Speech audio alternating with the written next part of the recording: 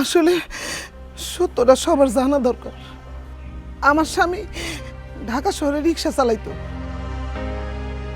রিক্সা চালাইতে যাওয়ার পর কে যেন আমার স্বামী রিক্সার মধ্যে কতগুলা বোমা ফালাই দিয়ে গেছিল।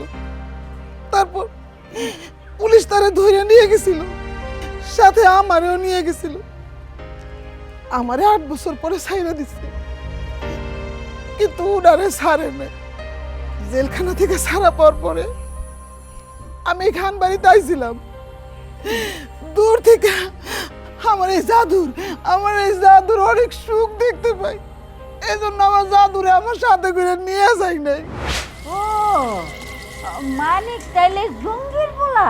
এই মহিলা, বলছি না চুপ, একদম চুপ, কোনো কথা হইব না। একটু আগে বলছি না ঘাট ধাক্কা দিয়ে বাইর করে দিমু।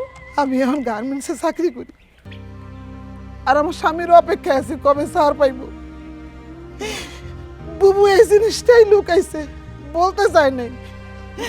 বুবু বুবু আজকে যদি আমি সত্যটা না কই, তাইলে আমার সন্তানের কাছে আমি খারাপ হয়ে যেতাম। ভুল বুঝতো আমার। মালা,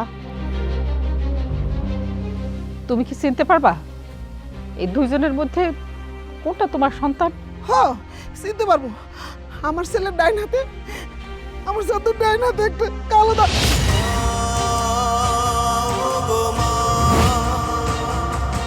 তুমি ছাড়া কিছু আর চাই না,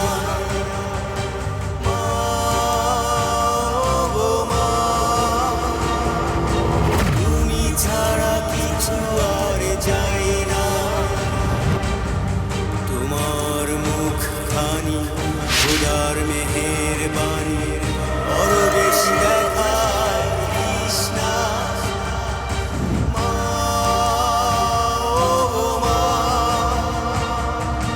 তুমি ছাড়া কিছু আর চাই না।